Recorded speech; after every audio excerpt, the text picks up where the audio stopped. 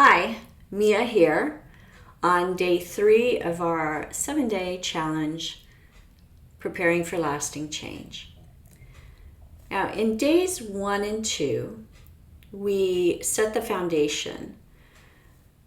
We selected an intention, and then we listed the benefits, really deep benefits beyond I'll be healthier, to really get into how we're going to feel when we incorporate this change in our life, how it will affect us for the better.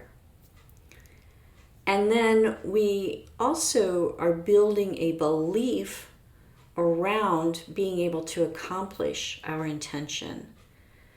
And that is through the 3 questions, sitting with those, and finding any resistance that comes up for us.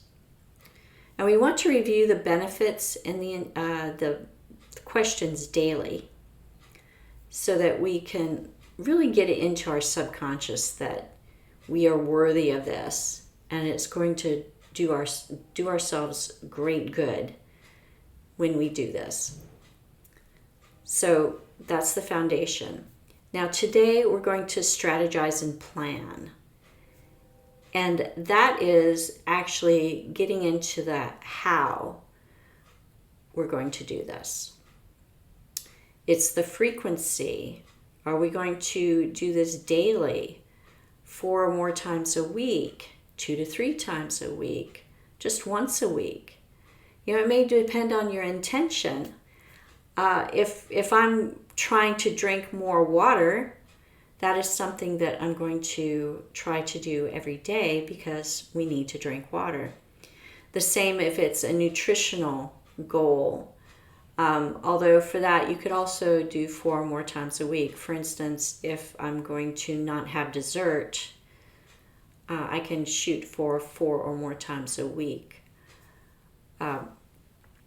Progression is important to think about as well. So frequency and then how we're going to progress through our intention. For instance, if I have an intention of walking 10,000 steps a day and I'm currently walking less than 5,000 steps a day, then that's a pretty big increase. It's more than twice what I'm currently doing. So what I may want to do is, since I'm at less than 5,000, I may want to say, okay, I'm going to shoot for 5,000 steps.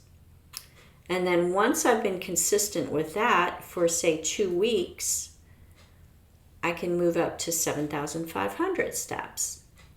And then once I've been consistent with that, I can shoot for 10,000. So that is what I'm talking about. And if you are, for instance, you want to run a 5K, there are all kinds of things online that you can research and come up with a progression for ultimately running a 5K. Starting out walking so far, then running and walking, and then running. All kinds of resources out there for you. The other thing you want to do is be realistic with yourself. Now, this can be hard. We like to think that but you know yourself better than anyone. And if you're not a morning person, it may not be realistic for you to expect yourself to get up an hour earlier and do this intention.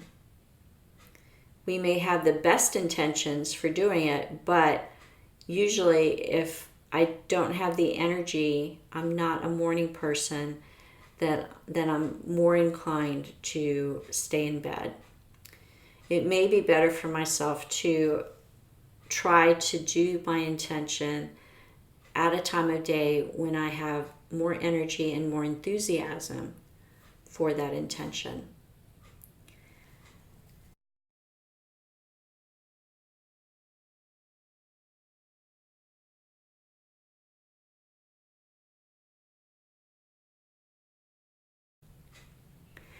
You can also track your progress. That's very important because we forget. We forget how we've done. And you can do it on your phone. Of course, there's an app for that. I looked on the store and there are at least 3 habit trackers available. So you can track your progress that way or do it the old-fashioned way. I'm an analog girl. I like to see it on paper. I like to color. I like to make symbols. And that helps me see it all together. And it's nice and colorful, and I can see my progress that way. So whatever works for you, again, you know yourself better than anyone.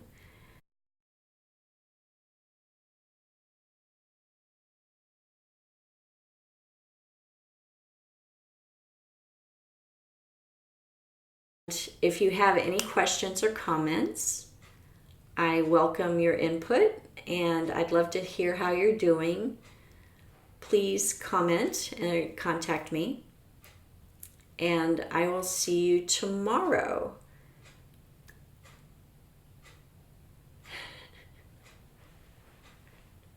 Namaste.